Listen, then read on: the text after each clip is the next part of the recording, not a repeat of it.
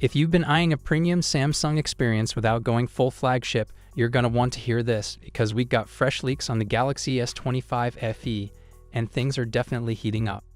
So what's new with this next-gen almost flagship from Samsung? Well, this isn't a total redesign, but more of a refinement-focused upgrade, and honestly, some of these changes are pretty exciting, especially when it comes to battery life and display tech. First up, the display. According to a leak from Tech Maniacs, shout out to Gad Gets Data for picking it up, the Galaxy S25 FE is finally getting LTPO technology in its display. Now, if you're not familiar with LTPO, it's the tech that lets the screen dynamically scale its refresh rate.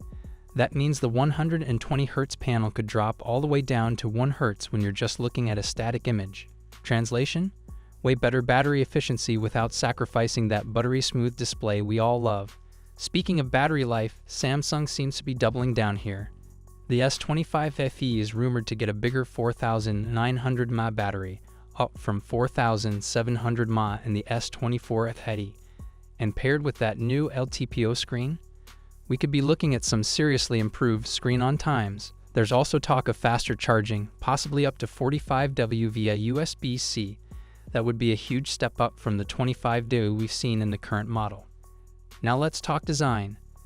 The S25 FE is said to be a little thinner and lighter, coming in at around 7.8mm thick and 190 grams.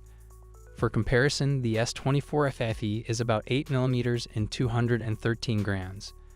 That might not sound like a big difference, but for comfort and daily use, especially one-handed, it could be noticeable.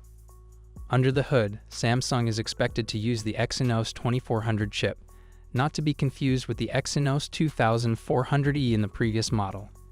This should offer better overall performance and stronger AI and gaming capabilities based on early benchmarks. As for cameras, don't expect a full overhaul. The selfie cam might get a bump to 12MP, up from 10MP, but the rear setup may stay mostly the same. We'll have to wait and see what Samsung delivers on that front.